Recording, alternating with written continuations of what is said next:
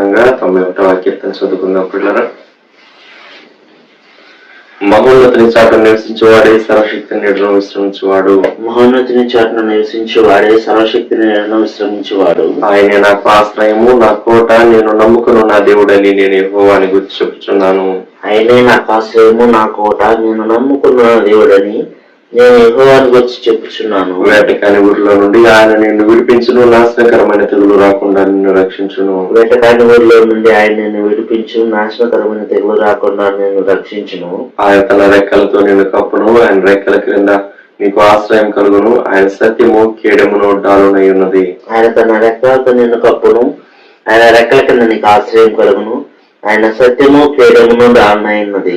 రాత్రి వేళ కలుగు భయమునకైనను, పగటి వేళ ఎగురు బాణమునకైనను, రాత్రి వేళ కలుగు భయమునకైనను, పగటి వేళ ఎగురు బాణమునకైనను, చీకటిలో సంచరించు తెగులునకైనను, మధ్యాహ్నమందు పాడు చేయు రోగమునకైనను నీవు భయపడుకుందువు. చీకటిలో సంచరించు తెగులకైనను, మధ్యాహ్నమందు పాడు చేయు రోగమునకైనను నీవు భయపడుకుందువు. నీ ప్రక్కన 1000 మంది పడినను, నీ కుడి పక్కన 10,000 మంది కూలినను అపాయం నీ అందుకు రాదు. నీ ప్రక్కన 1000 మంది పడినను, నీ కుడి ప్రక్కన 10,000 మంది కూలినను అపాయం నీ అందుకు రాదు. నీవు కన్నులారా చూచుండగా భక్తిహీనులకు ప్రతిఫలం కలుగును. నీవు కన్నులారా చూచుండగా భక్తిహీనులకు ప్రతిఫలం కలుగును. యెహోవా నీవే నా ఆశ్రయము అని నీవు మహోన్నతుడైన దేవుడు నీకు నివాసస్థలంగా చేసుకుని ఉన్నావు.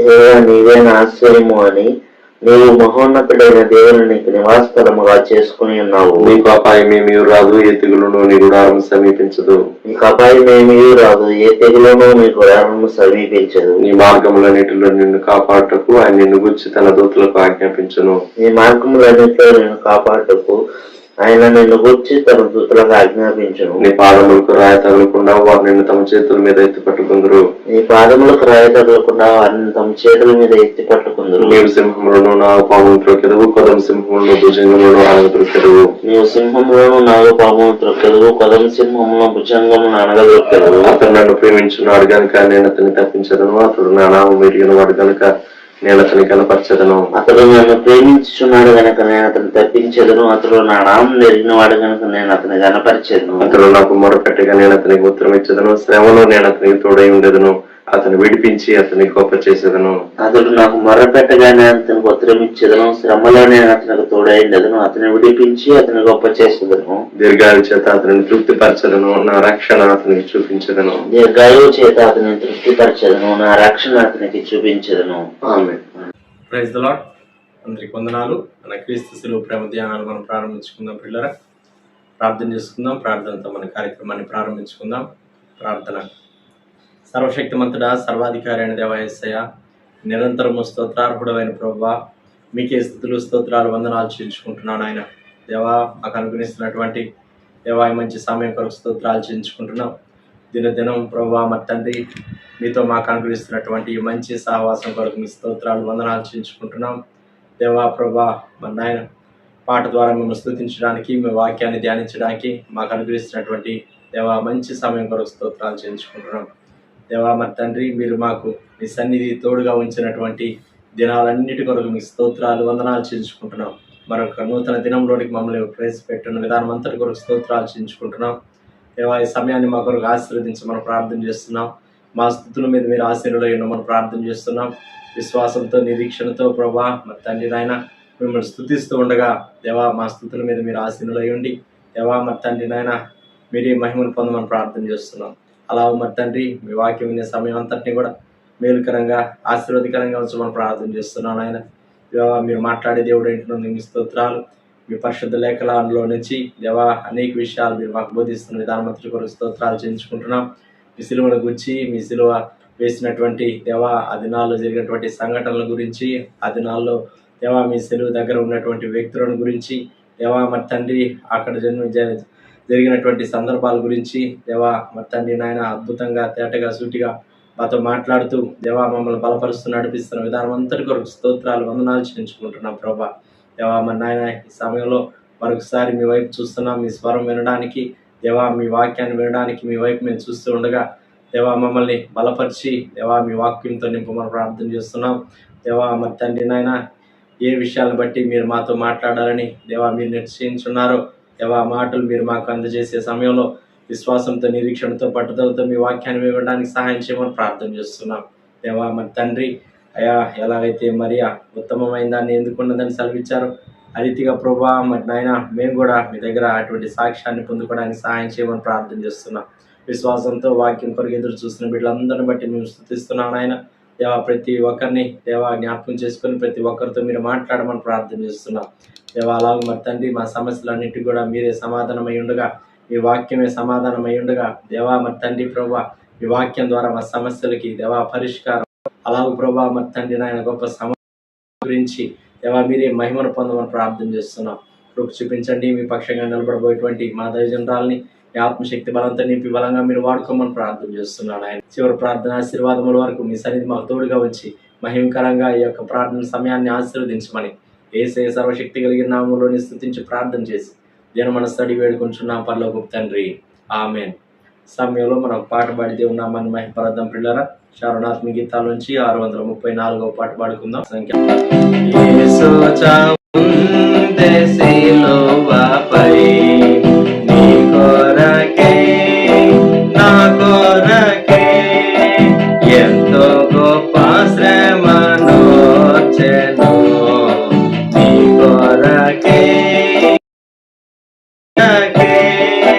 నది వలె యేసు రక్తము సిలువలో నుండి ప్రవహించే నది వలె యేసు రక్తము సిలువలో నుండి ప్రవహించే పాపము కడిగే మలినము తోడిచే పాపము కడిగే మలినము తోడిచే ఆ ప్రశస్త రక్తమే ఆ ప్రశస్త రక్తమే యేసు చావుందే సిలువపై నీ కొరకే నా కొరకే ఎంతో గొప్ప శ్రమనోర్చెను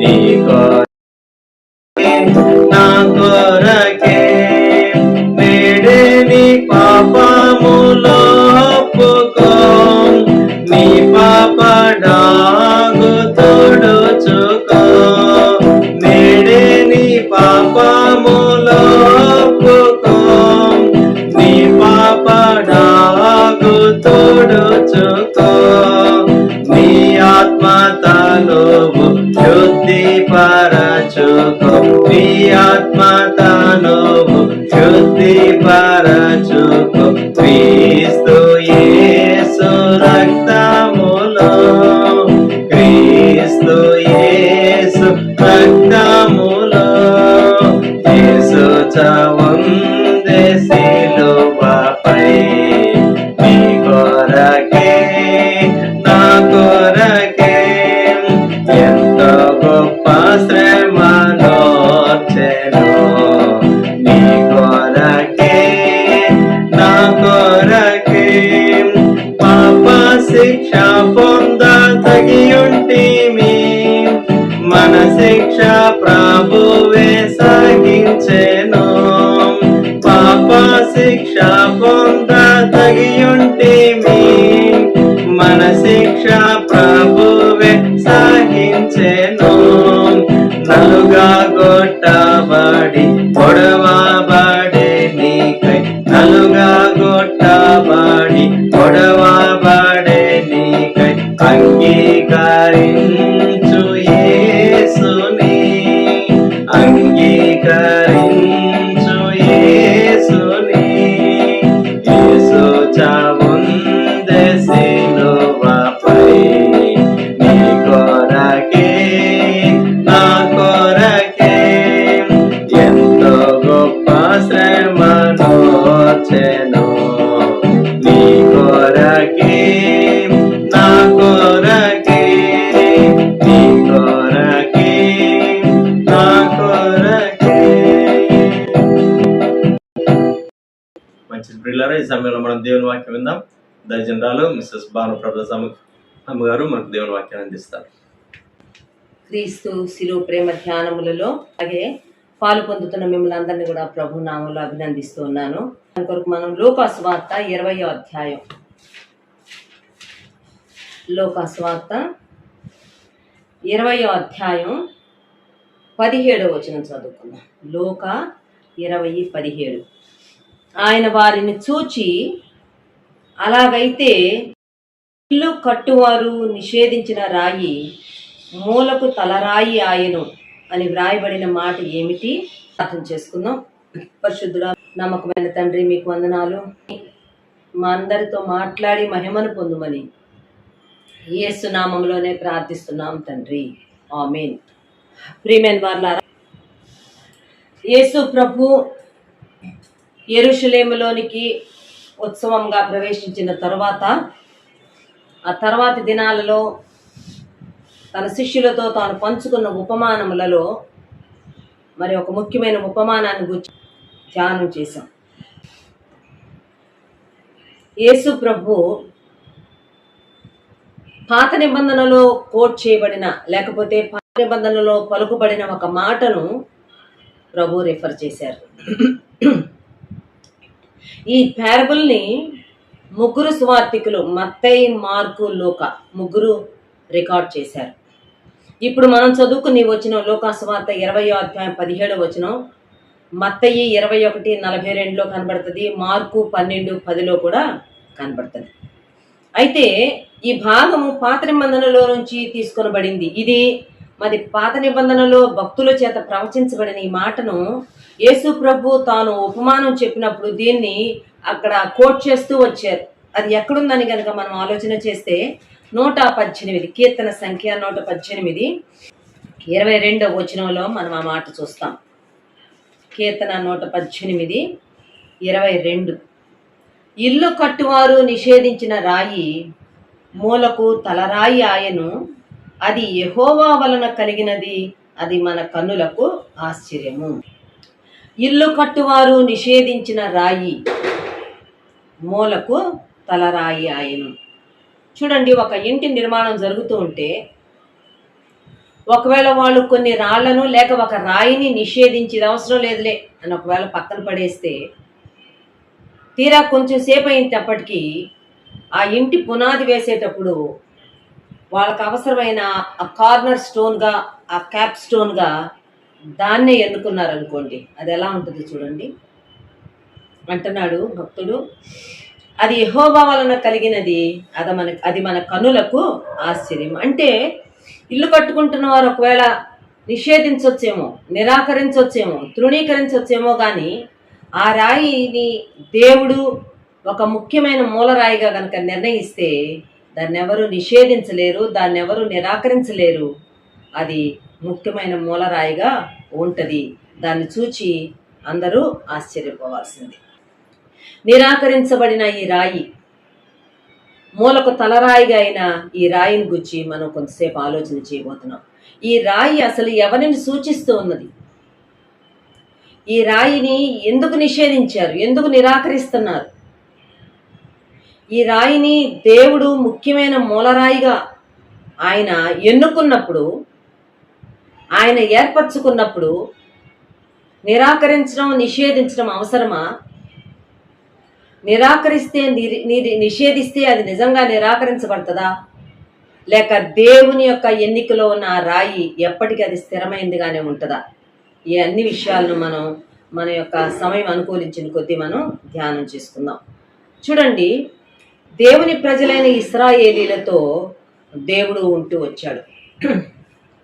ఈ నిషేధించబడిన ఈ రాయి లేక ఈ నిరాకరించబడిన ఈ రాయిని గురించి మరి సువార్తికులు మాత్రమే కాదు, పాత నిబంధనల భక్తులు రిఫర్ చేస్తూ వచ్చారు. అంతేకాకుండా ఆది అపోస్తలులు కూడా వీళ్ళని గురించి, ఈ రాయిని గురించి మాట్లాడుతూ వచ్చారు. అసలు హూ ఇస్ ది స్టోన్? ఈ స్టోన్ ఎవరు? ఈ రాయి ఎవరికి సాదృశ్యంగా ఉన్నదో కూడా పేతురు చాలా స్పష్టంగా తన యొక్క లెటర్లో, ఫస్ట్ లెటర్లో రాస్తూ వస్తాడు. అయితే పాత నిబంధన కాలంలో భక్తుల జీవితాలలో కూడా మరి ఈ రాయి లేకపోతే this rock, it was with them, అది వాళ్ళతో పాటు ఉన్నది. ఈ రాయిని గుర్చిన ప్రస్తావన 118వ కీర్తనలో మాత్రమే కాదు, కానీ అంతకుముందే చరిత్రలో, భక్తుల జీవితంలో, దేవుని ప్రజలైన ఇశ్రాయేలీల జీవితంలో ఈ బండ యొక్క ప్రస్తావన లేకపోతే ఈ రాయి యొక్క ప్రస్తావన కనబడుతూనే ఉన్నది. వాటిని కూడా మనం కొంచెం ఈ సమయంలో ఆలోచిస్తూ వద్దాం. చూడండి, ఆదికాండము 49వ అధ్యాయంలో గనుక మనం వెళ్తే, వృద్ధాప్యంలో ఉన్న యాకోబు ఇస్తున్నాడు, అలాగే తాను మిక్కిలిగా ప్రేమించిన తన కుమారుడైన యోసేపును కూడా దీవిస్తున్నాడు. యోసేపును దీవిస్తూ లేక యోసేపును గురించి ప్రవచిస్తున్న మరి భక్తుడైన యాకోబు ఏమంటున్నాడో చూద్దాం. 49వ అధ్యాయం యాకోబు యోసేపును గురించి చాలా గొప్పగా దీవిస్తున్నాడు. 22వ వచనంలో, యోసేపు ఫలించేడి కొమ్మ, ఓట యొద్ద ఫలించేడి కొమ్మ, దాని రెమ్మలు గోడ మీదకి ఎక్కి వ్యాపించును అని ఇలాగా రాసుకుంటూ వస్తున్నాడు, చెప్పుకుంటూ వస్తున్నాడు. అదే వచనంలో లేక 24వ వచనంలో, యాకోబు కొలుచు పరాక్రమశాలి అయిన వాని హస్తబలము వలన అతని విల్లు బలమైన దగును. గమనించండి, ఇశ్రాయేలునకు బండయు మేపెడివాడును ఆయనే. ఇశ్రాయేలునకు బండగా ఉండబోతుంది ఆయనే. ఎవరు? యాకోబు కొలుచుచున్నవాడు, యాకోబు సేవిస్తున్న దేవుడు, ఆ పరాక్రమశాలి అయిన ఆ బలశాలి అయిన దేవుడు ఇశ్రాయేలుకు బండగా, ఇశ్రాయేలుకు ఒక మేపెడు వాడుగా ఉంటాడు అని ఆ యోసేపు గూర్చి దీవిస్తూ యాకోబు చెప్తున్నాడు. నిజమే, యోసేపు తర్వాతి కాలంలో మరి యోసేపు కాలంలో కరువు వచ్చినప్పుడు యోసేపు యొక్క అన్నదమ్ములందరూ వాళ్ళ తండ్రితో సహా ఐగుప్తులోనికి వచ్చేస్తారు. ఐగుప్తులో ఉండగా యాకోబు చనిపోతాడు. ఆ తర్వాత కొన్ని సంవత్సరాలకి యోసేపు అన్నదమ్ములందరూ చనిపోతారు. వారు ఐగుప్తుకు వచ్చినప్పుడు 70 మంది. ఆ తర్వాత వాళ్ళు సంవత్సరాలు గడిచే కొలది, తరాలు గడిచే కొలది 430 సంవత్సరాలు అయిపోయేటప్పటికి వాళ్ళు ఎక్కువ మందిగా అయిపోయారు. ఐగుప్తు దేశంలో ఫరో యొక్క ఆధిపత్యం కింద వారు ఉండవలసి వచ్చింది. వారు ఎన్నో రకాలైన పరిస్థితులు గుండా వెళ్ళవలసి వచ్చింది. కానీ ఇశ్రాయేలు దేవుడు వారికి ఒక బండగా, వారిని మేపెడు ఒక మంచి కాపరిగా ఆయన వారితో పాటు ఉంటూ వచ్చాడు. ఒక రాయిగా, ఒక బండగా, ఒక రాక్గా దేవుడు తన ప్రజలైన ఇశ్రాయేలీల జీవితంలో ఉంటూ వచ్చాడు. దానిని గురించి ఆదిలోనే యాకోబు ప్రవచించాడు. ఇశ్రాయేలునకు బండయు మేపెడు వాడును ఆయనే కదా అని చెప్పి ఆయన గురించి చెప్పారు. మనం ఇశ్రాయేలీల యొక్క ఆ యాత్రలోనికి వెళ్దామండి. నిర్గమకాండంలోకి వెళ్దాం. నిర్గమకాండంలోని కనుక మనం వెళ్తే, మోషే యొక్క నాయకత్వం కింద ఇశ్రాయేలీలు మరి ఫరో యొక్క ఆధిపత్యం నుంచి విడిపించబడి మరి పాలుతేనెలు ప్రవహించే ఆ కనాను దేశానికి వారు ప్రయాణం చేస్తూ ఉన్నప్పుడు, మరి నిర్గమకాండం 17వ అధ్యాయంలో రెఫీదీము అనే స్థలానికి వచ్చినప్పుడు అక్కడ వాళ్ళకి నీళ్లు లేవు. వాళ్ళకి నీళ్లు లేకపోయేటప్పుడు ఎక్సోడస్ చాప్టర్ 17 చాలా ప్రజలు ఫ్రస్ట్రేట్ అయిపోయారు, డిస్టర్బ్ అయిపోయారు. మాకు తాగడానికి కనీసం నీళ్లు కూడా లేవు, మాకు నీళ్ళు ఇస్తావా లేదా అని చెప్పి మోషే అహరోను మీదకి వెళ్ళారు. వాళ్ళు అసలు ఎట్లాగంటే భయం వేసింది. ఇంకొంతసేపు అయితే వీళ్ళు మమ్మల్ని రాళ్లతో కొట్టి చంపేస్తారేమో అన్నంత భయం వేసింది. ఆ పరిస్థితుల్లో మోషేను దేవుడు నడిపిస్తున్నాడు. నిర్గమకాండము 17వ అధ్యాయం 5వ వచనం, అందుకు యెహోవా, నీవు ఇశ్రాయేలీయుల పెద్దలలో కొందరిని తీసుకొని ప్రజలకు ముందుగా పొమ్ము, నీవు నదిని కొట్టిన నీ కర్రను చేత పట్టుకొని పొమ్ము. ఇదిగో అక్కడ హోరేబులోని బండ మీద నేను నీకు ఎదురుగా నిలిచెదను. నీవు ఆ బండను కొట్టగా ప్రజలు త్రాగుటకు దానిలో నుండి నీళ్లు బయలుదేరునని మోషేతో సెలవీయగా, మోషే ఇశ్రాయేలీల పెద్దల కనులు ఎదుట అట్లు చేసెను. అప్పుడు ఇశ్రాయేలీలు చేసిన వాదమును బట్టి యెహోవా మన మధ్య ఉన్నాడో లేడో అని వారు యెహోవాను శోధించటను బట్టి అతడు ఆ చోటికి మస్సా అనియో మెరీబా అనియో పేర్లు పెట్టెను. ఇప్పుడు రెఫీదీము దగ్గర ప్రజలు దాహంతో భయంకరంగా వారు మరి మోషే అహరోనులకు విరోధంగా మాట్లాడుతున్నప్పుడు దేవుడు చెప్పాడు, మోషే సమాజంలో ప్రధానులు కొంతమంది తీసుకుని ముందుకు వెళ్ళు, అక్కడ హోరేబు కొండ మీద నీవు ఆ హోరేబులోని ఒక బండ మీద నేను నీకు ఎదురుగా నిలబడతాను, నీవు ఆ బండను కొట్టు, ఆ బండలో నుంచి వీళ్ళందరూ త్రాగడానికి నీళ్లు వస్తాయి. దేవుడు చెప్పినట్టే మోషే తన చేతిలో ఉన్న కర్రతోటి ఆ బండను కొట్టినప్పుడు ఆ బండలో నుంచి నీళ్లు వచ్చినాయి. ఆ బండలోని నీళ్లు వాళ్ళ దప్పికను తీర్చినాయి. కనుక వారితో ఉన్న బండ, ఇశ్రాయేలుతో ఉన్న బండ అయినా దేవుని యొక్క ఆ యొక్క ప్రెజెన్స్ లేక దేవుడు ఆ బండ కొట్టబడగా ఆ బండలో నుంచి నీళ్ళు వచ్చి వాళ్ళ దప్పిగా తీర్చబడిందండి. మనం ఈరోజు చెప్పుకుంటున్న ఈ బండ లేకపోతే ఈ రాక్, ఈ రాయి, ఇల్లు కట్టువారు నిషేధించిన రాయి, ఆనాడు ఇశ్రాయేలీల కాలంలో అది కొట్టబడిన బండగా మనం ఐడెంటిఫై చేయవలసిన వారంగా ఉన్నాము. ఈ బండను ఆనాడు మోషే తన కర్రతో కొట్టాడు. ఆ బండను కొట్టగా ఆ కొట్టబడిన బండలో నుంచి నీళ్ళు వచ్చి వాళ్ళ దప్పిక తీరింది. దీని గురించిన ఆ విషయాలు డీటెయిల్స్ మనకి 78వ కీర్తనలో కనబడతాయి, 105వ కీర్తనలో కూడా కనబడతాయి. ఒకటి రెండు వచనాలు చదువుదాం చూడండి. Psalm 78 verse 15, 78వ కీర్తన వచనం చదువుతున్నా నేను. అరణ్యములో ఆయన బండను చీల్చి సముద్రమంత సమృద్ధిగా వారికి నీరు త్రాగనిచ్చెను. బండలో నుండి ఆయన నీటి కాలువలు రప్పించెను, నదుల వలె నీళ్లు ప్రవహింప చేసెను. అరణ్యములో ఆయన బండను చీల్చాడు. చీల్చబడిన బండలో నుంచి సముద్రం అంత సమృద్ధిగా నీళ్లు వచ్చినాయి. ఇదే మాట 105లో కూడా ఉంటుంది చూడండి. Psalm 105, 105వ కీర్తన 41వ వచనం verse 41. బండను చీల్చగా నీళ్లు ఉబికి వచ్చెను, ఎడారులలో అవి ఏరులై పారెను. చీల్చబడిన బండ, కొట్టబడిన బండ. ఇది ఎవరో కాదు, యేసు ప్రభు అండి. ఒక అద్భుతమైన పాట ఉంటుంది ఇంగ్లీష్లో. ఏమని ఉంటుందంటే, rock of ages cleft for మీ అని ఉంటుంది. అన్ని యుగాలకు అన్ని తరాలకు సరిపోయే సంబంధించిన రాయి నీవు. You are the rock cleft for me. నా కోసం చీల్చబడ్డావు నువ్వు, నాకై చీల్చబడ్డా బండయో అని ఉంటుంది తెలుగులో పాట అనువాదం. మన కోసం చీల్చబడిన బండ, మన కోసం కొట్టబడిన బండ, మన స్పిరిచువల్ థర్స్ట్ తీర్చడానికి, ఆనాడు ఇశ్రాయేలీల యొక్క భౌతికమైన దప్పిక తీర్చడానికి ఆ బండ కొట్టబడింది, ఆ బండ చీల్చబడింది. కానీ ఈనాడు 2000 సంవత్సరాల క్రితం నీ కోసం నా కోసం ఒక బండ కొట్టబడింది సుమా. చీల్చబడిన బండ, ఆ బండే క్రీస్తు. యేసు ప్రభు మన కోసం కొట్టబడ్డాడు, యేసు ప్రభు మన కోసం చీల్చబడ్డాడు. ఆనాడు కొట్టబడిన బండలో నుండి వాళ్ళందరి దప్పిక తీర్చడానికి చాలినంత వాటర్ వచ్చింది.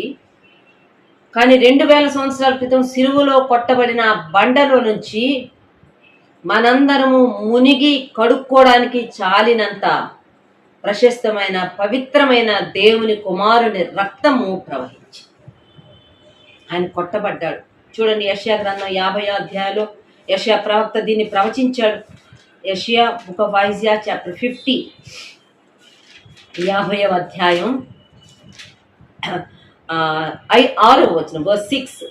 కొట్టు వారికి నా వీపును అప్పగించి తిని, వెంట్రుకలు పెరికివేయు వారికి నా చెంపలను అప్పగించి తిని. కొట్టు వారికి నా వీపును అప్పగించాను.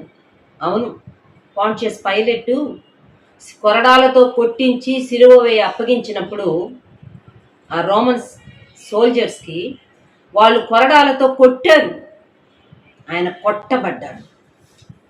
మనం ఈ దినాలు అదే చెప్పుకుంటున్నాం. ఆయన మన కోసం కొట్టబడ్డాడు.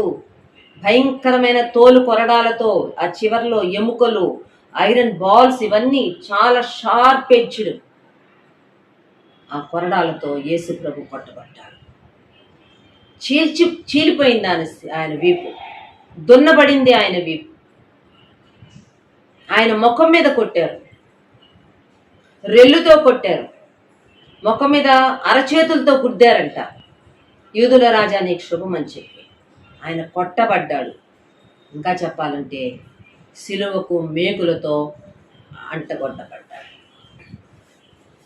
ఆయన మన కొరకు కొట్టబడిన బండ సుమా. కొట్టబడిన, చీల్చబడిన ఈ బండను మీరు నిషేధిస్తున్నారు, మీరు నిరాకరించబోతున్నారు, మీరు తృణీకరించబోతున్నారు. ఆ ఉపమానం చెప్తూ ప్రభు వాళ్ళకు గుర్తు చేసింది ఏంటంటే, అయితే ఇదే మీకు మూలరాయి కాబోతుంది, ఇదే మీకు ముఖ్యమైన మూలరాయి కాబోతుంది. ఇది లేకుండా లేదు, నో కన్స్ట్రక్షన్. ఏ రకమైన నిర్మాణం రాదు, ఏ రీతిగా కూడా నీవు కట్టబడలేవు. నీవు కట్టబడాలంటే అన్ని రంగాలలో అన్ని విధాలుగా, మరి ముఖ్యంగా ఆధ్యాత్మికంగా కొట్టబడిన బండి అయిన యేసు వద్దకు రావాలి. యేసు ప్రభు మన కోసం కొట్టబడ్డాడు. యెషయా గ్రంథం 53వ అధ్యాయం 5-6 వచనాల్లో ఉంటుంది.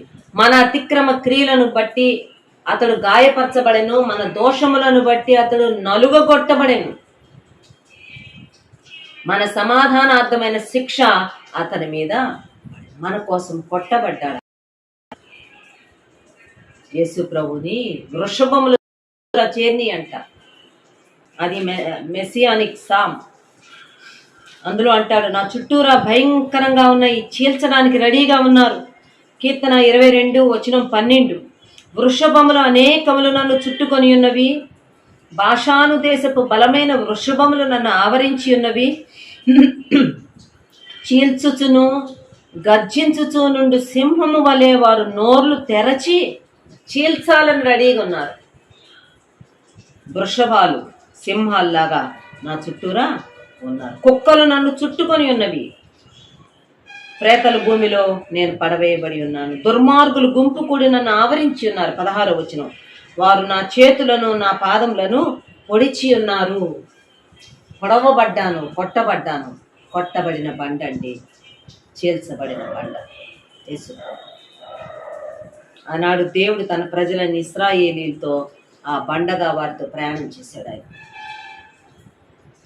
ఆ బండలో నుంచి సముద్రం అంతా నీరు వచ్చింది, నదులులాగా వచ్చినాయి నీళ్లు.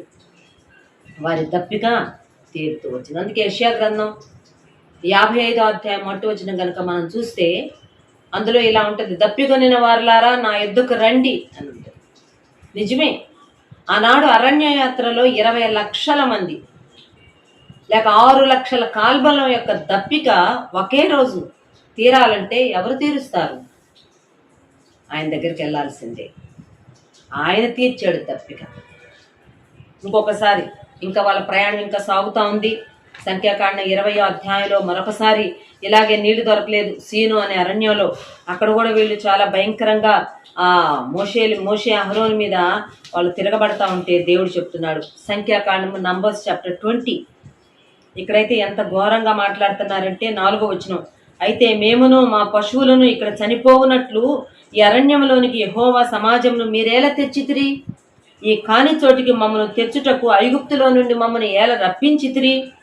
ఈ స్థలంలో గింజలు లేవు, అంజూరాలు లేవు, ద్రాక్షలు లేవు, దానిమ్మలు లేవు, త్రాగుటకు నీళ్ళే లేవు, మాకు అసలు ఏమీ లేని ప్లేస్కి మమ్మల్ని ఎందుకు తీసుకొని వచ్చారు అని అంటే, ఇప్పుడు మోషే అహరోనులు సమాజం అంతటి ఎదుట ఆ ప్రత్యక్ష గుడారం యొక్క ద్వారం దగ్గరికి వెళ్ళి దేవుని సన్నిధిలో సాగిలు పడుతున్నారు. దేవ ఏం చేయమంటాం?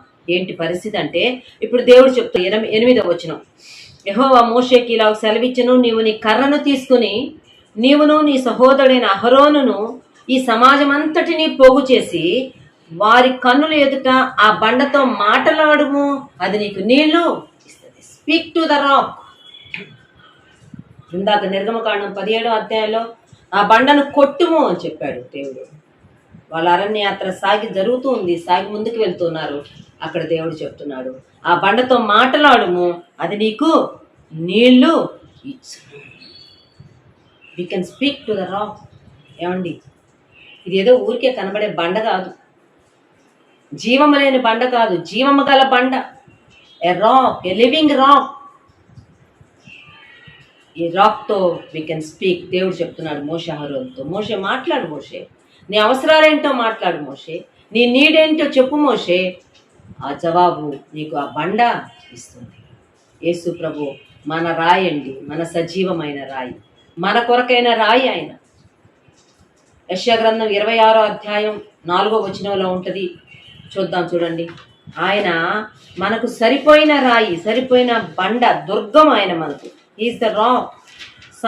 Isaiah chapter 26:4. యెహోవాయే నిత్యాశ్రయ దుర్గము, యుగ యుగములు యెహోవాను నమ్ముకొనుడి. You can trust him for all the ages. అన్ని తరాలకు, అన్ని యుగాలకు నువ్వు ఆయన నమ్ముకోవచ్చు. ఎందుకో తెలుసా? ఆయనే నిజమైన నిత్యాశ్రయ దుర్గం. ఏదో నీకు దప్పికేస్తేనే కాదు, నీకు దప్పికేసినా, నీకు ఆకలేసినా, నీకు అధైర్యం వచ్చినా, నీకు అవిశ్వాసం వచ్చినా, నీకు అనారోగ్యం వచ్చినా, నీకు ఆర్థికపరమైన ఇరుకులు వచ్చినా, చిక్కులు వచ్చినా, talk to him, speak to the rock. ఈ బండతో మాట్లాడు, ఆ బండ నీతో మాట్లాడుతుంది. ఆ బండ నీకు రెస్పాండ్ అవుద్ది, ఆ బండ నీకు సహాయం చేస్తుంది. అటువంటి రాయిని, అటువంటి బండను ఆనాటి యూదులు నిషేధించారు. వద్దు మాకు, వద్దు మాకు, బరబ్బ కావాలి, బరబ్బ కావాలి. ఇతడు మా రాజు కాదు, కైసరు మా రాజు, కైసరే మాకు రాజు, సంహరించుము, సిలువేము. They have rejected Jesus. యేసు ప్రభువుని నిరాకరించారండి, యేసు ప్రభువును తృణీకరించారు. ఇంత ఘోరం కదా. ఇవన్నీ మనకి యెషయా గ్రంథం 53వ అధ్యాయంలో ఉంటాయి. ఆయన నిరాకరించబడ్డాడు, ఆయన తృణీకరించబడ్డాడు, ఆయన అందరూ అసహించుకున్నారు. చూడనొల్లని వాడుగా, మనుషులు చూడనొల్లని వాడుగా అయిపోయాడంట. యెషయా గ్రంథం 53వ అధ్యాయం. అతడు తృణీకరింపబడిన వాడును, ఆయన మనుష్యుల వలన విసర్జింపబడిన వాడును, వ్యసనాక్రాంతుడుగాను, వ్యాధిని అనుభవించిన వాడుగాను, మనుష్యులు చూడనొల్లని వాడుగాను ఉండెను. అతడు తృణీకరింపబడిన వాడు కనుక మనం అతనిని ఎన్నిక చేయకపోతున్నాం. తృణీకరించేశారు. They have rejected. నిషేధిత స్థలాలు అని ఉంటాయి కదా, ఎంటర్ కాకూడదు మనం అక్కడ. యేసయ్యను నిషేధించారు, యోధా సమాజమే నిషేధించింది, తృణీకరించారు కనుక ఎవ్వరు అతని జోలికి వెళ్ళలేదు. ఇంత ఘోరం కదా. ఇటువంటి రాయి, ఇటువంటి బండ, ఆనాడు ఇశ్రాయేలీలతో ఉన్న బండ, ఇశ్రాయేలీలు దప్పిక తీర్చిన బండ, ఇశ్రాయేలీలతో మాట్లాడిన బండ. అంతేకాదు, చూద్దాం ఈ బండను గురించి కొరింథీ పత్రికలో పౌలు గారు మాట్లాడుతున్నాడు. 1 కొరింథీ పత్రిక 10వ అధ్యాయం, 1 Corinthians chapter 10లో ఈ బండను గురించి మరొక మాట మనకి ఇక్కడ దొరుకుతుంది. 1 కొరింథీ 10వ అధ్యాయం 4వ వచనం. అందరూ ఆత్మ సంబంధమైన ఒకే పానీయమును పానము చేసిరి, ఏలయనగా తమ్మును వెంబడించిన ఆత్మ సంబంధమైన బండలోనిది త్రాగిరి. ఆ బండ ఎవరో కాదు, క్రీస్తే అని కొరింథీలో ఉన్న విశ్వాసులకి ఒక ప్రత్యక్షతను, ఒక రెవల్యూషన్ అందిస్తున్నాడు. ఆనాడు ఇశ్రాయేలీలందరూ ఒకే బండలోనిది తాగారు, ఆత్మ సంబంధమైన పానం చేశారు. ఎందుకో తెలుసా, ఎలాగో తెలుసా? తమ్మును వెంబడించిన ఆత్మ సంబంధమైన బండ. ఈ బండ వాళ్ళని వదిలిపెట్టలేదు. బండ అయిన క్రీస్తు ఈరోజు మనతో సదాకాలం ఉండటానికి ఆయన ఈ లోకంలోనికి వచ్చాడు. ఇమ్మానుయేలు అనే పేరుతో మనతో వచ్చాడు, మనకు ప్రత్యక్షపరచబడ్డాడు. తమ్మును వెంబడించిన, తమతో ఉన్న, తమతో సాగి వచ్చిన బండ. ఇశ్రాయేలీల 40 సంవత్సరాల అరణ్య యాత్రలో దేవుడు వాళ్ళతో ఉన్నాడు, దేవుడు వాళ్ళతో సాగి వచ్చాడు, దేవుడు వాళ్ళతో ప్రయాణం చేశాడు. ఎలా చెప్పగలం మనం? ఖచ్చితంగా చెప్పగలం. పగలు మేఘస్తంభంలో, రాత్రి అగ్నిస్తంభంలో వాళ్ళతో ఆయన ప్రయాణం చేశాడు కనాను చేరేదాకా. సుమా, ఆ బండ ఎవరో కాదు, క్రీస్తే అని ఇప్పుడు పౌలు గారు చెప్తున్నారు. చూడండి, ఈ బండ వీళ్ళతో ప్రయాణం చేస్తుంది, వీళ్ళతో మాట్లాడుతుంది, వీళ్ళు కొడితే నీళ్ళు ఇచ్చింది, వీళ్ళు మాట్లాడితే నీళ్ళు ఇచ్చింది. It's a living stone. ఇది జీవము కలిగిన బండ. ఈ బండను గురించి యెషయా కూడా ప్రవచించాడు. ఒకసారి అక్కడికి వెళ్దాం. ఐజియా చాప్టర్ 28, యెషయా గ్రంథం 28వ అధ్యాయం 16వ వచనం. Isaiah 28 and verse 16. ప్రభువగు యెహోవా ఈలాగున సెలవిచ్చుచున్నాడు, సియోనులో పునాదిగా రాతిని వేసిన వాడను నేనేసాను, ఆ ఫౌండేషన్ స్టోన్. అది పరిశోధింపబడిన రాయి. It's the tested stone. ఏది పడితే అది తీసేయలేదు నేను. అది అమూల్యమైన రాయి, మూలరాయి, ప్రెషస్ కార్నర్ స్టోన్. బహు స్థిరమైన, trust worthy, you can trust. పునాది అయిన మూలరాయే ఉన్నది, విశ్వసించువాడు కలవరపడడు. సియోనుకు నేను పునాది వేశాను, సంఘానికి నేను పునాది వేశాను, ఆత్మ సంబంధమైన యెరూషలేముకు నేను పునాది వేశా. పునాది రాయిని నేను వేశాను. ఆ పునాది రాయి పరిశోధించబడిన రాయి, పరీక్షించబడిన రాయి. Proved, tested and proved. స్థిరమైన రాయిగా, బహుస్థిరమైన రాయిగా, అమూల్యమైన రాయిగా. ముఖ్యమైన మూలరాయిగా రుజువు చేయబడ్డాక నేను దానిని పునాది రాయిగా వేశాను. ఆ రాయి ఇశ్రాయేలీలతో బండ ప్రయాణం చేసింది. 2000 సంవత్సరాల క్రితం నీ కోసం నా కోసం ఆయన సశరీరుడుగా ఈ లోకంలో ప్రత్యక్షమయ్యాడు. యేసు ప్రభు ఈ ఉపమానం చెప్తూ తన చుట్టూరా ఉన్న జనసమూహంతో లేక ప్రధాన యాజకులు, శాస్త్రులు, పరిసయ్యులు కూడా వినేటట్టుగా చెప్తూ ఉన్నప్పుడు ఈ డిసైపుల్స్ దాన్ని బాగా తీసుకున్నారు. ముఖ్యంగా పేతురు దాన్ని రిసీవ్ చేసుకున్నాడు. పేతురు దాన్ని క్యాచ్ చేయగలిగాడు, ఆ రెవల్యూషన్ని. పేతురు దాన్ని తన హృదయంలో దాచిపెట్టుకున్నాడు. పేతురు దాన్ని తిరిగి తన పత్రికలో దాన్ని ప్రజెంట్ చేస్తున్నాడు. తెలుసా? చూద్దాం, చూడండి. 1 పేతురు పత్రికలోకి వెళ్దాం.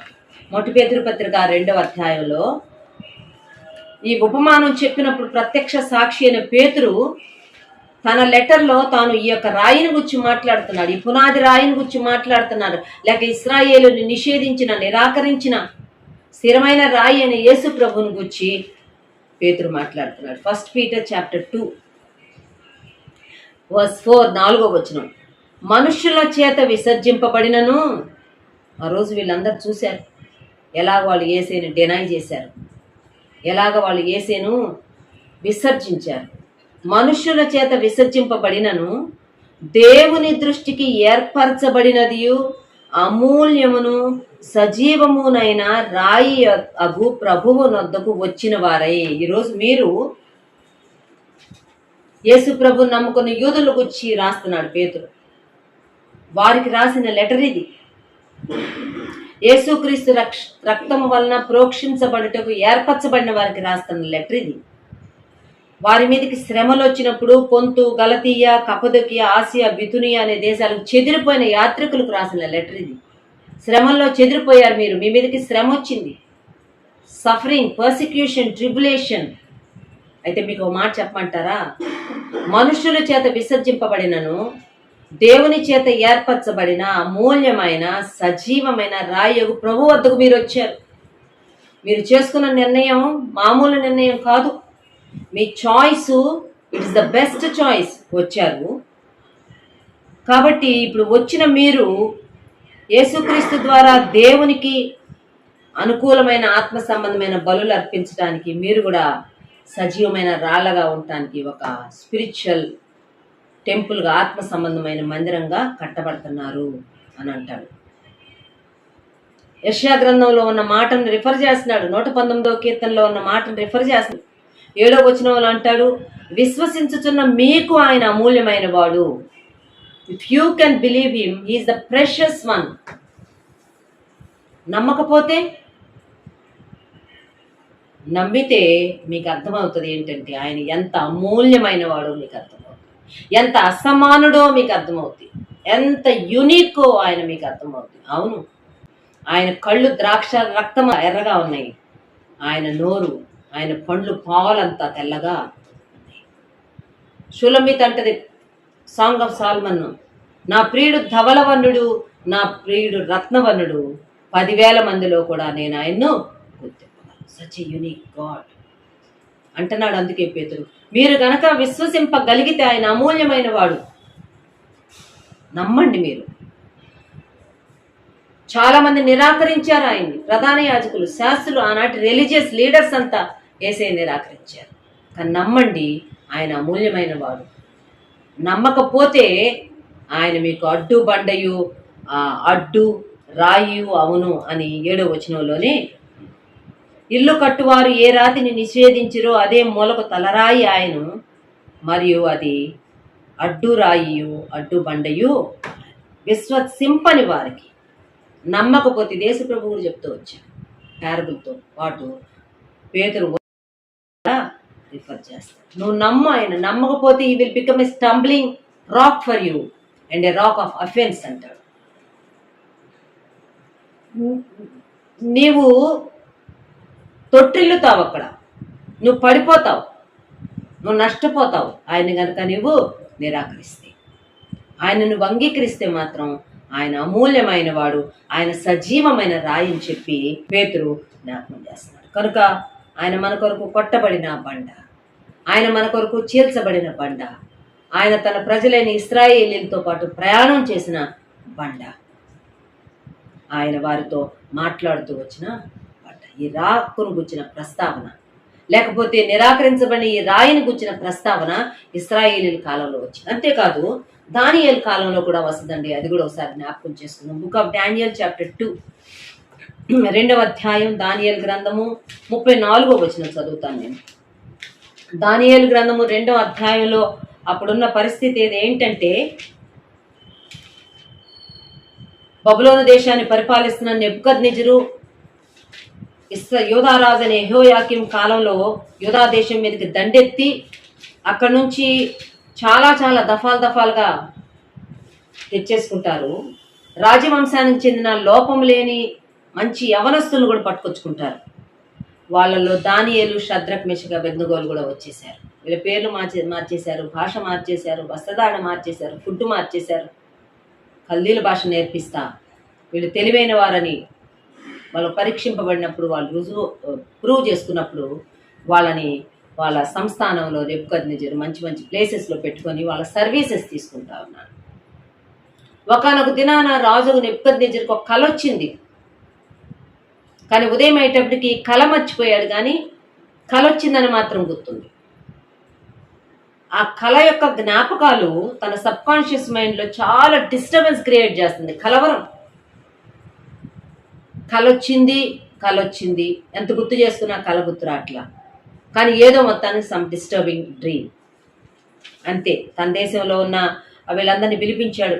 శకునగాండ్రను, మాంత్రికులను, గారడి విద్య చేసే వాళ్ళందరినీ పిలిపించాడు.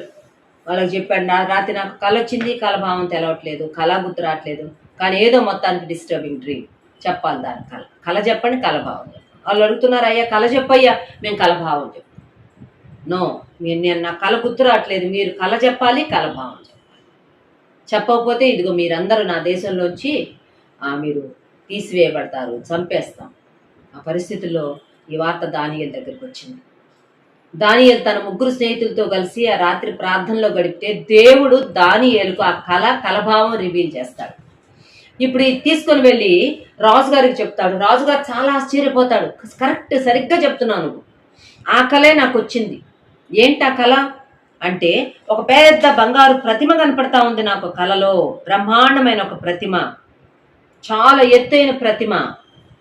ఆ ప్రతిమలో శిరస్సు, హెడ్ బంగారంతో చేయబడింది. ఆ తర్వాత ఆ రొమ్ము, చెస్ట్ భాగము, భుజాలు వెండితో చేయబడ్డాయి.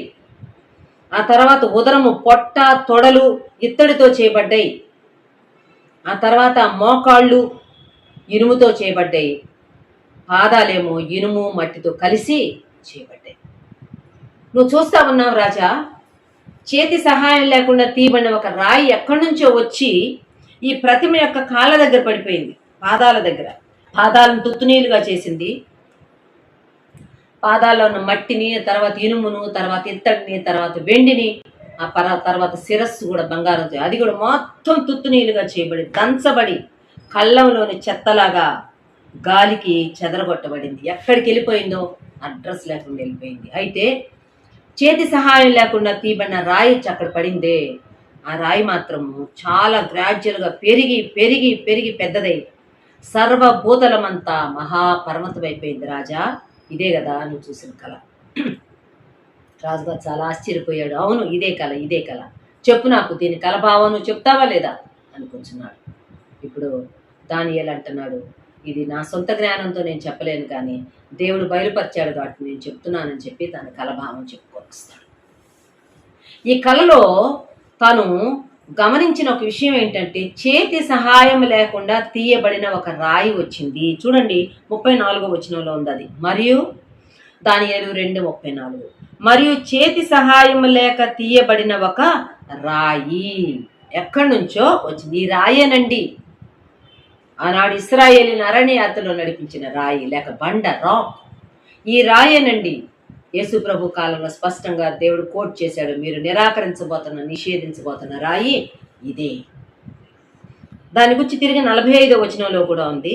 చేతి సహాయం లేక పర్వతము నుండి తీయబడిన రాయి ఇనుమును, ఇత్తడిని, మట్టిని, వెండిని, బంగారంను పగలగొట్టగా తమరు సూచితురే. ఇందువలన మహాదేవుడు ముందు జరగబో సంగతి రాజునకు తెలియజేసి ఉన్నాడు. కల నిశ్చయము దాని భావము నమ్మదగినదని దానియేలు రాజుతో చెప్పింది. ఇప్పుడు దానియేలు కలభావాన్ని చెప్తున్నాడు. రాజా, ఆ ప్రతిమను 4 భాగాలు చేసుకోవచ్చు. ఒక్కొక్క భాగం ఒక్కొక్క రకమైన మెటల్ తోటి, లోహంతో చేయబడింది. తల, శిరస్సు బంగారంతో చేయబడింది. అది నీ కాలం రాజా. నెబుకద్నెజరు, బబులోను కాలము, బబులోను సంస్థానము, బబులోను పరిపాలన. నీ పరిపాలన అయిపోయిన తర్వాత నీకన్నా తక్కువైన పరిపాలన రాబోతుంది. అది వెండితో కూడింది, వెండికి పోల్చబడింది.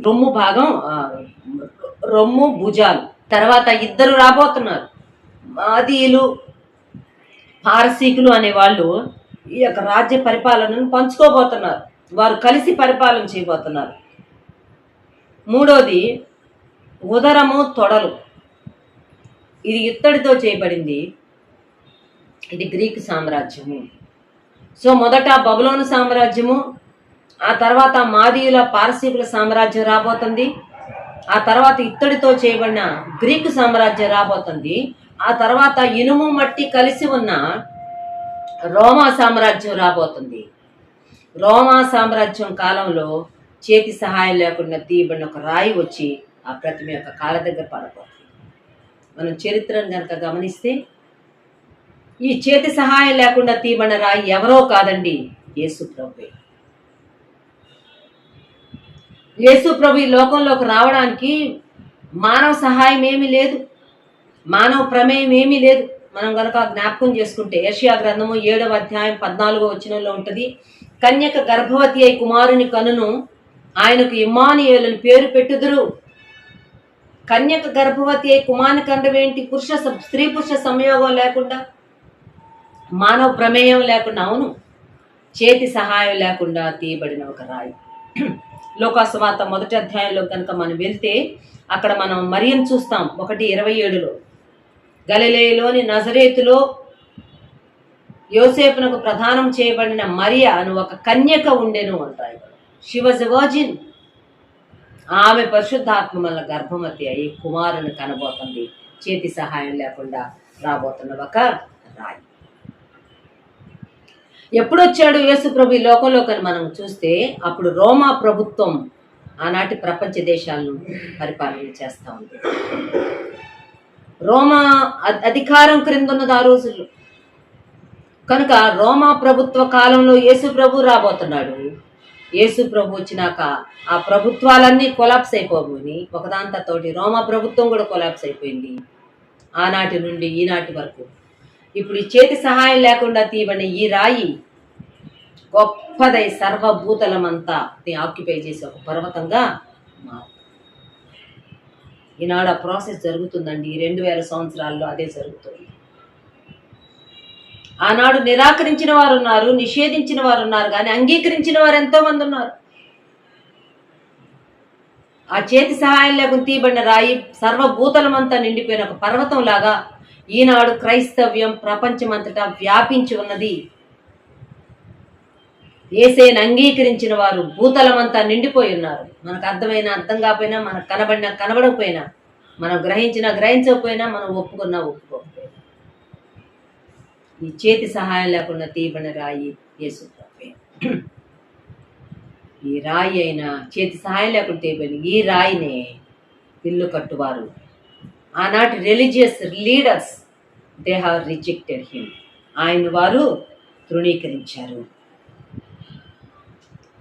కానీ ఎవరైతే ఆయన్ని అంగీకరించారో వారు రక్షించబడ్డారు. చూడండి, ఆది అపోస్తుల కార్యాల్లోకి వెళ్దాం, లేక అపోస్తుల కార్యాల్లోకి వెళ్తే ఆది అపోస్తులు పేతురు కాలంలో ఒక అద్భుతం జరిగింది. మొట్టమొదటి దినాల్లో జరిగింది ఒక అద్భుతం 3వ అధ్యాయంలో. అదేంటంటే కుంటివాడు, పుట్టిన దగ్గర నుంచి కుంటివాడే, అసలు ఏనాడు నిలబడలేదు, నడవలేదు. అతన్ని పాపం ఆ యెరూషలేములోని దేవాలయంలోని శృంగారం అనే ద్వారం దగ్గర తెచ్చి రోజు వాళ్ళ ఇంటి వాళ్ళు తెచ్చి కూర్చోబెడితే భిక్షం అడుక్కుంటున్నాడు. అప్పటికి అతను 40 సంవత్సరాల వయసు అంట, తక్కువ లేకుండా. ఆనాడు ఒకానొక దినాన్ని పేతురు యోహానులు మధ్యాహ్నం 3 గంటలకు ప్రార్థనా సమయంలో దేవాలయంలో ప్రార్థన చేసుకోవడానికి వెళ్తారు. అలాగే వెళ్తా ఉంటే పాపం ఆ ద్వారం దగ్గర కూర్చొని ఉన్నాడు ఇతను. పేతురు యోహానులు చూసి భిక్షం అడుగుతాడు. వాళ్ళిద్దరు అక్కడ ఆగిపోతారు.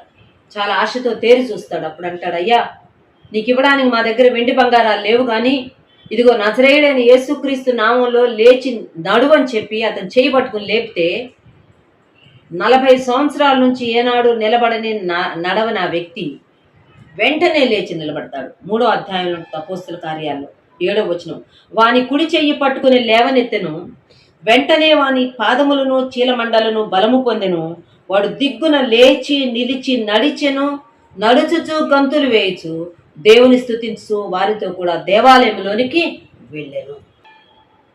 పేతురు అపోస్తలులు యోహాను కాలంలో ఒకనుంటివాడు లేచి నిలిచి నడిచి గంతులు వేసుకుంటూ దేవుని స్తుతించుకుంటూ దేవాలయంలోకి వెళ్ళాడు. జనాలందరూ ఆశ్చర్యపోయారు. అదొక పెద్ద ఇదైపోయింది ఆ రోజుల్లో. అందరూ ఇదే మాటలు, ఎక్కడ చూసుకున్నా ఇదే మాట. కుంటోడు నడిచాడు. ఎలా నడిచాడు? పేతురు యోహానులు పట్టుకునేశారు సొలొమోన్ అనే ఒక మంటపంలో. ఎవరు మీరు ఎలా చేశారు ఇదంటే, అయ్యా ఎందుకు మా వైపు చూస్తున్నారు, మా సొంత భక్తితో మా సొంత శక్తితో మేము ఇది చేయలేదయ్యా అని చెప్పి చాలా స్పష్టంగా చెప్తారు ఎవరి ద్వారా జరిగిందో ఇది. అపోస్తల కార్యాలు 3వ అధ్యాయం 14వ వచనం, మీరు పరిశుద్ధుడును నీతిమంతుడునైన వానిని నిరాకరించి నరహంతకుడైన మనుష్యుని మీకు అనుగ్రహింపమని అడిగితే, మీరు జీవాధిపతిని చంపారు, కానీ దేవుడు ఆయన మృతులలో నుండి లేపాడు, అందుకు మేము సాక్షులము. ఆయన నామమందలి విశ్వాసం మూలముగా, ఇంకా చెప్పాలంటే ఆయన నామమే, హిజ్ నేమ్ హిమ్సెల్ఫ్, మీరు చూచి ఎరిగి ఉన్న వీనిని బలపరిచింది. అందువలన ఆయన వలన కలిగిన విశ్వాసమే మీ అందరి ఎదుట వీనికి పూర్ణ స్వస్థత. మాదేం లేదు. మీరెవరిని రిజెక్ట్ చేశారో, మీరెవరిని నిరాకరించారో, మీరెవరిని సిలువ వేశారు, ఆయన యందలి విశ్వాసం ద్వారా ఆయన నామము వలననే లేచి నిలబడ్డాడు. Such a precious one. అంత గొప్పవాడు ఆయన, అంత అమూల్యమైన వాడు, శ్రేష్ఠుడు, ఘనుడు. మీరు అటువంటి ఆయన తృణీకృత. ఆయన వలన ఈయన లేచాడు కానీ నడుస్తున్నాడు, మా వల్ల కానే కాదన్నారు. ఒప్పుకోలే వాళ్ళు. మీటింగుల మీద మీటింగులు పెట్టుకుంటున్నారు. ఆనాటి దేవాలయపు అధిపతి, సద్దూకైలు, యాజకులు వీళ్ళందరూ చేసి చాలా కలవరపడ్డారంట. 4వ అధ్యాయంలో వారు వీళ్ళని బలాత్కారంగా పట్టుకొని సాయంకాలం అయిందని చెప్పి కావల్లో ఉంచుతారు. మరుసటి రోజు ముందుకు తీసుకొచ్చి, సభ ముందుకు తీసుకొచ్చి మళ్ళీ అడుగుతున్నారు, ఎలా చేస్తారు మీరు ఈ పని, ఎందుకు నడిపించారు మీరు అతన్ని అని చెప్పి. 4వ అధ్యాయం 7వ వచనం, వారు పేతురును యోహానును మధ్యను నిలువబెట్టి, మీరు ఏ బలము చేత ఏ నామమును బట్టి దీనిని చేసిద్దరని అడుగుతారు. ఎవరిచ్చారు మీకు ఈ బలం, ఎవరిచ్చారు మీకు ఈ అధికారం, ఎవరి పేరు మీద వచ్చి మీరు ఈ పని చేశారంటే పేతురు చాలా ధైర్యంగా చెప్తున్నాడండి. పరిశుద్ధాత్మతో నిండిన వాడే. చదువుకోవాలి మనం ఈ భాగాన్ని. 8వ వచనం, ప్రజల అధికారులారా, పెద్దలారా, ఆ దుర్బలునికి చేయబడిన ఉపకారమును గూర్చి వాడు దేని వలన స్వస్థత పొందినని నేడు మమ్మల్ని విమర్శించున్నారు కనుక మీరందరూ, ఇశ్రాయేలు ప్రజలందరూ తెలుసుకోవలసింది ఒకటి ఉంది, అది చెప్తున్నా వినండి.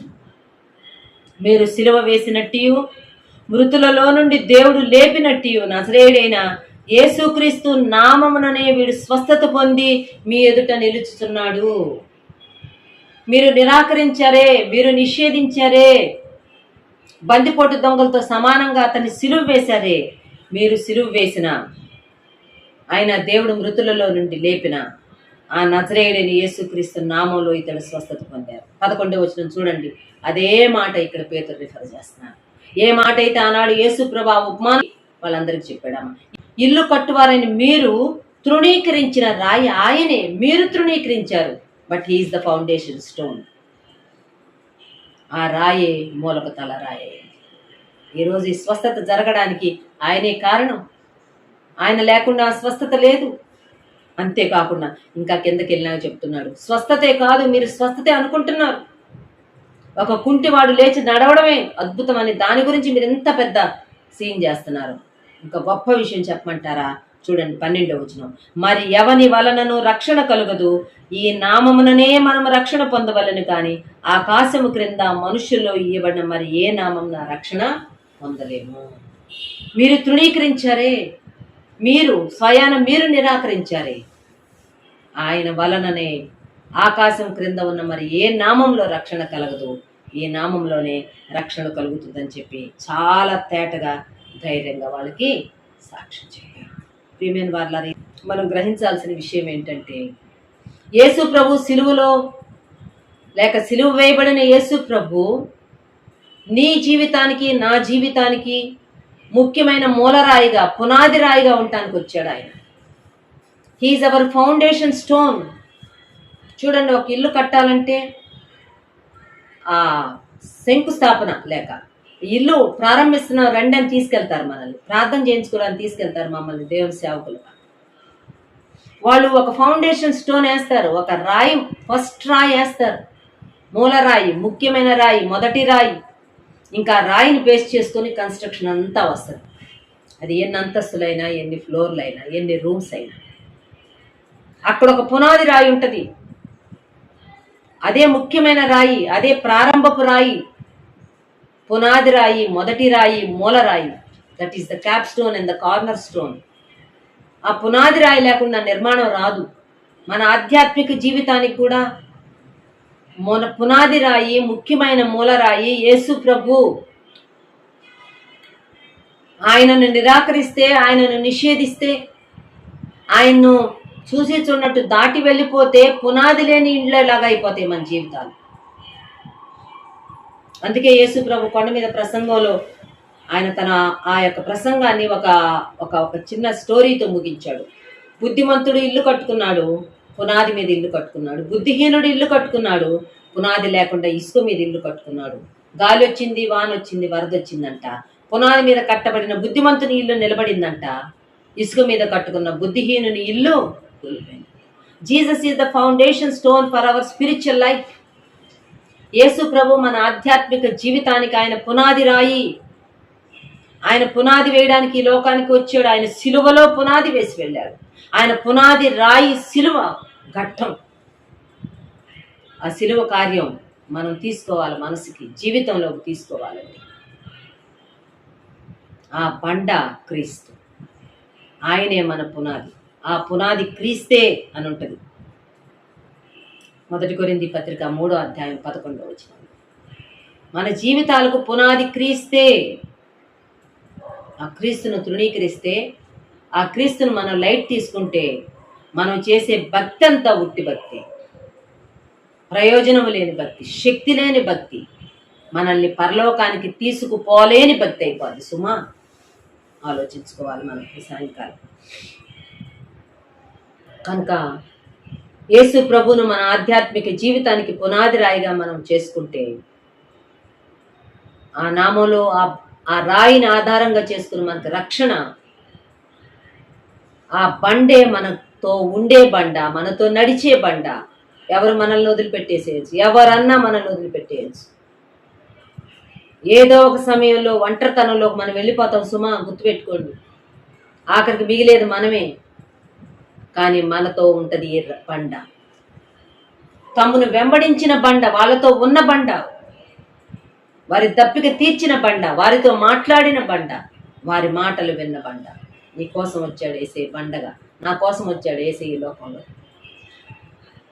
అధైర్యపడాల్సిన అవసరం లేదు, నిరీక్షణ లేని వారంగా ఉండాల్సిన అవసరం లేదు, హోప్లెస్ అయిపోనక్కర్లేదు, హోప్ఫుల్గా ఉండాలి. నీకు నాకు నిరీక్షణ ఇవ్వడానికి యేసు ప్రభు ఈ లోకానికి వచ్చి. ఆ బండ క్రీస్తే, ఆ పునాది క్రీస్తే. క్రీస్తు మీద మనం కట్టుకోవాలి సుమా. He is our spiritual rock. మన ఆత్మ సంబంధమైన బండ, మనతో పాటు సదాకాలము ఉండే బండ, మన దప్పిక తీర్చే బండ, మనకు జీవజలం ఇచ్చే బండ.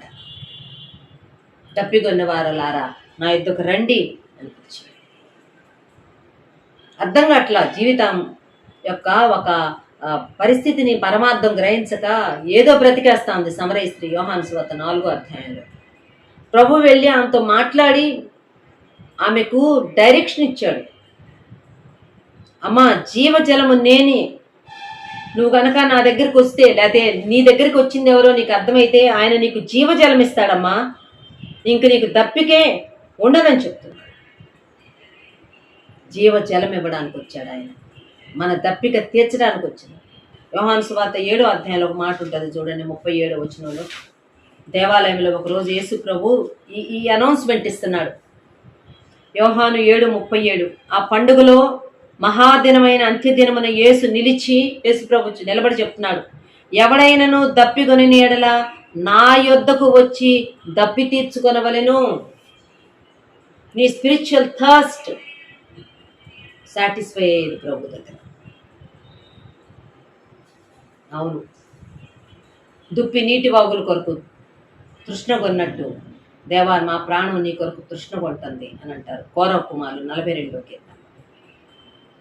మన దప్పిక ఆయన తీరుస్తాడు, మన నీడ్స్ ఆయన తీరుస్తాడు, మన జీవితాలకు పునాది ఆయన వేస్తాడు, మనతో ఉండి మనల్ని నడిపిస్తాడు, మనతో మాట్లాడతాడు, మనల్ని గైడ్ చేస్తాడు, మనకు సహాయం చేస్తాడు. సుమా, మనల్ని స్థిరపరుస్తాడు. 40వ కీర్తనలో ఉంటుంది 2వ వచనంలో, ఆయన నా అడుగులను బండ మీద నన్ను నిలిపి నా అడుగులను స్థిరపరుస్తాడు. మన జీవితాలకు ఒక స్థిరత్వం ఆయన దగ్గర ఇంకెక్కడ లేదు. ఆయన మనకు సహాయం చేస్తాడు. 1 సమూయేలు గ్రంథం 7వ అధ్యాయంలో ప్రజనిస్తున్నావా, లేక ఆయన నీ జీవితంలో ఫౌండేషన్ స్టోన్గా కలిగి ఉన్నావా? ఒకవేళ లేకపోతే ఈ రోజన్న యేసయ్య అనే బండ మీద పునాది వేసుకొని ఆత్మీయ జీవితానికి ఆయనకు మన పునాది వేయడానికి ఆయన శిలువలో చనిపోయాడు. ఇశ్రాయేలీల కాలంలో మోషే బండ కొడితే నీళ్ళు వచ్చినాయి, కానీ యేసు ప్రభు శరీరం కొట్టబడినప్పుడు మన కోసం రక్తం వచ్చింది. అందుకే కదా మనం ఇందాక పాడుకున్నాం, యేసు చావుందే శిలువపై నీ కొరకే నా కొరకే, ఎంత గొప్ప శ్రమ పొందేను నీ కొరకే, కొట్టబడింది నీ కోసం, చావు పొందింది నీ కోసం, నా కోసం, రక్తము కార్చింది నీ కోసం, నా కోసం. ఆయన పట్ల మన భావాలు మార్చుకోవాలి మనం. సుమా, నిషేధించకుండా, నిరాకరించకుండా, తృణీకరించకుండా ఆయన యొక్క ప్రెషస్నెస్, అమూల్యత, ఆయన ఎంత గొప్పవాడు, ఆయనలో ఉన్న అసమానతను, ఆయనలో ఉన్న దైవత్వాన్ని గుర్తించి మన జీవితాల్లో మనం ఆయన్ని చేర్చుకొని ఆయన మీద మనం మన ఆత్మీయ జీవితాలను కట్టుకోవాలి. ఆయనతో మనం సాగి వెళ్ళాలి, ఆయన మాట మనం వినాలి, ఆయన తోడు, ఆయన నీడతో మనం ముందుకు సాగి వెళ్ళాలి. భక్తులు చాలా మాటలు చెప్తారు. ఆయన ఆశ్రయ దుర్గం అంటారు, ఆయన నా రక్షణ దుర్గం అన్నారు. Is the rock of ages. అన్ని కాలాలకు సరిపోయే ఆ బండ, ఆ రాయిని మన జీవితాల్లో కలిగి ముందుకు సాగి వెళ్దాం. ఒక్క మాట చెప్పి నేను ముగించేస్తా, ఒక చిన్న ఉపమానం. నేను సాధారణంగా కూడా చెప్తుంటే మళ్ళీ నాకు ఎందుకు ఈరోజు చెప్పాలనిపిస్తుంది. ఒక చిన్న దోణి, ఒక పడవలో ప్రయాణం చేస్తున్నారు కొంతమంది సముద్రం మీద. సడన్గా తుఫాన్ వచ్చింది, ఆ పడవ ముక్కలైపోయింది. స్విమ్మింగ్ వచ్చిన వాళ్ళు, ఈదుకున్న వాళ్ళు ఈదుకొని ఒడ్డుకెళ్ళిపోతున్నారు. అది రాత్రి సమయం. ఒకతనికి ఈత రాదు, ఏం చేయాలో అర్థం కావట్లేదు. అలా ఇలా కొట్టుకుంటా ఉంటే ఏదో ఒక గట్టి వస్తువు కనబడింది, దాన్ని అలా పట్టుకునేసాడు. అది రాత్రి సమయం, ఏం కనబట్ల, ఏంటో కూడా తెలియదు. మొత్తానికి అది మాత్రం ఒక హార్డ్ సబ్స్టెన్స్ అని అర్థమైంది. అలా గట్టిగా పట్టుకునేస్తున్నాడు. రాత్రంతా గాలి కొడతా ఉంది, వాన కొడతా ఉంది, అలలు కొడతా ఉన్నాయి, చేతులు జారిపోయే పరిస్థితి. అయినా కానీ ఆ పంటను అలాగే పట్టుకొని ఎలాడుతా ఉన్నాడు. మార్నింగ్ అయిపోయింది, ఈ పడవ పగిలిపోయింది, అందరూ చెదిరిపోయారని తెలిసి వాళ్ళకి సంబంధించిన వాళ్ళు వెతుకుతున్నారు. ఆ వెతుకులాట్లో లాస్ట్కి ఇతన్ని పట్టుకోగలిగారు వాళ్ళు.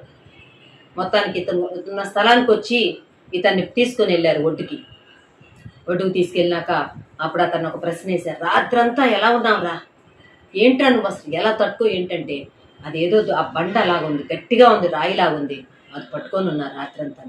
ఏమనిపించింది నీకు, వాట్ ఈజ్ యువర్ ఫీలింగ్ అంటే ఒకటే చెప్పాడంట, ఆ గాలికి, ఆ అలలకు, ఆ తుఫానికి ఇటు అటు కొట్టబడ్డాను, నేను షేక్ అయిపోతా వచ్చాను, కానీ నేను పట్టుకున్న ఆ రాయి మాత్రం కదలనే లేదని చెప్పాడు.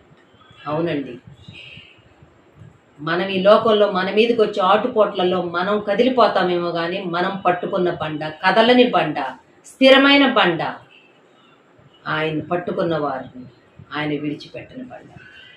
యేసయ్యను మన జీవితాలకు పునాదిగా, మన జీవితంలో ఒక భాగంగా చేసుకొని ఆయన కోసం జీవించడానికి, మంచి నిర్ణయాలు చేసుకోవడానికి దేవుడు మనకి సిలువ ప్రేమ ధ్యానాలు ఇచ్చాడు. ఈ సమయాలు సద్వినియోగం చేసుకుందాం, నిర్ణయాలు చేసుకుందాం, ప్రభుకు మళ్ళీ మనం అప్పగించుకుందాం. నూతన మార్గంలో, నూతన ఉత్సాహంతో, ఒక నూతనత్వంతో ముందు సాగి వెళ్దాం. దయచేసి అందరు తలలు వంచండి, ప్రార్థన చేసుకుందాం. పూజనీయుడా, పరిశుద్ధుడా, సర్వశక్తిమంతుడా, సర్వాధికారి అయిన దేవా యేసయ్యా, మీకే స్తుతులు స్తోత్రాలు వందనాలు చెల్లించుకుంటున్నాను ఆయన. దేవా, ఇంతవరకు మీ వాక్యం ద్వారా మాతో మాట్లాడిన విధానం అంతటి కొరకు స్తోత్రాలు. ఆ దైవజనురాల ద్వారా మీరు మాతో మాట్లాడిన విషయాలన్నిటి కొరకు మీ స్తోత్రాలు వందనాలు చెల్లించుకుంటున్నాం ప్రభా. అవును తండ్రి నాయన, నిషేధించబడినటువంటి రాయి మూలక తలరాయి అని దేవా మాతో మాట్లాడిన విధానం అంతటి కొరకు స్తోత్రాలు చెల్లించుకుంటున్నాం. అవును ప్రభా, ఇశ్రాయేలు ప్రజలతో కొట్టబడిన బండగా మీరు వారికి తోడుగా ఉన్న విధానం అంతటి కొరకు స్తోత్రాలు వందనాలు చెల్లించుకుంటున్నాం. ఆ విషయాన్ని మీరు మా ఎదురుకి తీసుకొచ్చిన విధానం అంతటి కొరకు స్తోత్రాలు ఆయన. దేవాంత మాత్రమే కాదు ప్రభా, దానియేలు గ్రంథంలో చేతి సహాయం లేకుండా తీయబడినటువంటి రాయి అని దేవా మీరు మా జ్ఞాపకం చేసిన విధానం అంతటి కొరకు స్తోత్రాలు చెల్లించుకుంటున్నాం. దేవా మరి ప్రభా, మీరు పరిశోధించబడినటువంటి రాయని, అమూల్యమైన రాయని దేవా మాకు జ్ఞాపకం చేసినందుకు మీ స్తోత్రాలు చెల్లించుకుంటున్నాం. దేవా మరి నాయన 2000 సంవత్సరాల క్రితం మా కొరకు మీరు కొట్టబడ్డారు. దేవా మరి నాయన ఇశ్రాయేల్ ప్రజలతో దేవా ఆ దినం మోషే బండను కొట్టినప్పుడు నీళ్ళు అయితే వచ్చాయి, కానీ మిమ్మల్ని కొట్టినప్పుడు ప్రభా దేవా రక్తం దారుల వలె కారిపోయింది. తండ్రి మీ స్తోత్రాలు. మా కొరకు మీరు నలగొట్టబడ్డారు. దేవా మరి తండ్రి నాయన అయా ఎంతో బాధ నొప్పిని భరించారు. తండ్రి మీ స్తోత్రాలు వందనాలు చెల్లించుకుంటున్నాను ఆయన. దేవా అవును ప్రభా, మీరు ముఖ్యమైన రాయని, మూల రాయని మాకు జ్ఞాపకం చేసుకున్న విధానం అంతటి కూడా స్తోత్రాలు. మా ఆత్మీయ జీవితంలో దేవా మేము నిలబడాలంటే, దేవా స్థిరపరచబడాలంటే, శ్రేష్టమైనటువంటి విధానంలో మా ఆత్మీయ జీవితం కట్టబడాలంటే దేవా అది మీ ద్వారా, మీ మీద మేము కట్టబడాలని మా జ్ఞాపకం చేసిన విధానం అంతటి కూడా స్తోత్రాలు వందనాలు చెల్లించుకుంటున్నాం. దేవా మరి తండ్రి ప్రభా అయా బుద్ధిమంతుడు ప్రభా అయా బండ మీద ఇంటికి ఇల్లు కడతాడని మీరు జ్ఞాపకం చేసిన విధానం అంతటి కూడా స్తోత్రాలు చెల్లించుకుంటున్నాం. దేవా కృప చూపించండి, అటు జ్ఞానం మాకు దయచేయమని ప్రార్థన చేస్తున్నాం. దేవా బుద్ధిమంతుల్లాగా మేము కూడా నాయన క్రీస్తు అనే బండ మీద చక్కగా మరి మా ఆత్మీయ జీవితాన్ని మేము అద్భుతంగా కట్టుకోవడానికి మాకు సహాయం చేయమని ప్రార్థన చేస్తున్నాం. దేవా మీరు లేకపోతే దేవా మరి నాయన అయా మా ఆత్మీయ జీవితం నిలవదని దేవా మరి ప్రభా అయా ఎంతో ఇబ్బందికరమైనటువంటి పరిస్థితులు గుండా మేము వెళ్లాల్సి ఉంటుందని మమ్మల్ని హెచ్చరించిన విధానం అంతటి కూడా స్తోత్రాలు వందనాలు చెల్లించుకుంటున్నాం. కృప చూపించండి, సహాయం చేయండి ఆయన. దేవా మరి తండ్రి ప్రభా అయా ఇమ్మానుయేలుగా మీరు మాకు తోడుంటూ వచ్చిన విధానం అంతటి కూడా స్తోత్రాలు చెల్లించుకుంటున్నాను ఆయన. దేవా మరి తండ్రి విన్న వాక్కు అందరి హృదయాల్లో నీరు గట్టి ఫలింపజేయమని ప్రార్థన చేస్తున్నాం. దేవా మరి తండ్రి రానున్నటువంటి దినాల్లో అయా మీ కొరకు నమ్మకమైన బిడ్డలుగా మేము సాగిపోవడానికి సహాయం చేయండి. విన్న వాక్కు దేవా మరి తండ్రి ప్రభా ఎంతో మేలుకరంగా, దీవెనకరంగా, ఆశీర్వాదకరంగా మాకు ఉంచమని ప్రార్థన చేస్తున్నాం. దేవా కృప చూపించండి. ఏ కుటుంబంలో అయితే ఇంకను ప్రభా రక్షణ కార్యాలు జరగలేదో అద్భుతంగా మీరే రక్షణ కార్యాలు జరిగించమని ప్రార్థన చేస్తున్నాం. దేవా మరి నాయన అయ్యా మమ్మల్ని రక్షించడానికి మీరు మీ సిలువలో ప్రాణం పెట్టారు తండ్రి మీ స్తోత్రాలు. ఆ ఉద్దేశం అద్భుతంగా నెరవేర్చబడడానికి సాయం చేయండి. విశ్వాసంతో నిరీక్షణతో ఏకీవిస్తున్న బిడ్డలందరి కొరకు స్తోత్రాలు. మీ కార్యములు జరిగించండి. వ్యక్తిగతంగా వాళ్ళు చేసుకుంటున్న ప్రార్థనలు మీరు ఆలకించండి. దేవా మరి తండ్రి ప్రభా మీరు మమ్మల్ని దాటిపోయే దేవుడు కాదు తండ్రి, మీ స్తోత్రాలు చెల్లించుకుంటున్నాం. దేవానైనా ప్రతి కుటుంబాన్ని మీరు దర్శించండి. ఆత్మరూపంలో, పరిశుద్ధ ఆత్మరూపంలో మీరు దర్శించండి. ప్రతి కుటుంబంలో ప్రభా ప్రతి దినం దేవా ఈ రీతిగా అయినా మీ వాక్యాన్ని మీరు వినిపిస్తూ ఉండగా ప్రభా మీ వాక్య రూపంలో ఆ కుటుంబాల్లోనికి మీరు వెళ్తూ ఉండగా, ఆ వ్యక్తుల్లోనికి మీరు వెళ్తూ ఉండగా నూతన కార్యాలు, రక్షణ కార్యాలు, బలమైన కార్యాలు, అద్భుత కార్యాలు దేవా మరి తండ్రి ప్రభా అడిగి ఊహించిన దానికంటే అధికమైనటువంటి కార్యాలు మీ వీళ్ళ పక్షంగా జరిగించండి ఆయన. అనారోగ్యంతో ఉండే వారిని కూడా ప్రత్యేకంగా బలపరిచి మంచి ఆరోగ్యంతో నింపండి. ఈ దినాల్లో చిన్న బిడ్డలకి దేవా మరి తండ్రి యవనస్తులకి, పెద్దలు, వృద్ధులకి, దేవా మధ్య వయసు వారికి అందరికీ మంచి ఆరోగ్యం, నెమ్మది దయచేయమని ప్రార్థన చేస్తున్నాం. ఈ స్తోత్రాలు ఆయన. ఏ అక్కర్లు ఎవరు కలిగి ఉన్నారో సమస్తాన్ని ఎరిగినటువంటి గొప్ప దేవుడవు మీరే. వారి యొక్క అక్కర చొప్పున ఐశ్వర్యం చొప్పున, మీ ఐశ్వర్యం చొప్పున వారి యొక్క అవసరతను తీర్చి మీ నామానికి మహిమ, మా అందరిలో గొప్ప సంతోషం కలుగజేయమని ప్రార్థన చేస్తున్నాం. దేవా కృప చూపించండి, సహాయం చేయండి ఆయన. దేవా మరి ప్రభా మరి ఇంకా కొన్ని దినాలు మాత్రమే ఉంటూ ఉండగా మరి తండ్రి విశ్వాసంతో మీ వైపు మేము చూస్తూ ఉండగా నాయన మీ సమయోచితమైన సహాయం సమృద్ధిగా అనుగ్రహించి మీ నామానికి మహిమ, మా అందరిలో గొప్ప సంతోషాన్ని కలుగజేయమని నజరేయుడు నిజరక్షకుడైనటువంటి యేసుక్రీస్తు వారి పరిశుద్ధమైన నామంలోనే స్తుతించి ప్రార్థన చేసి దీన మనసు అడిగి వేడుకుంటున్నాం పరలోకపు తండ్రి, ఆమెన్. మన తండ్రి అయిన దేవుని యొక్క ప్రేమ, కుమారుడైన యేసుక్రీస్తు యొక్క కృప, పరిశుద్ధాత్మ యొక్క సన్నిధి సదాకాలం తోడయించి ప్రభు మహిమను పొందునుగాక. Amen, amen. అందరికి వందనాలు. Praise the lord.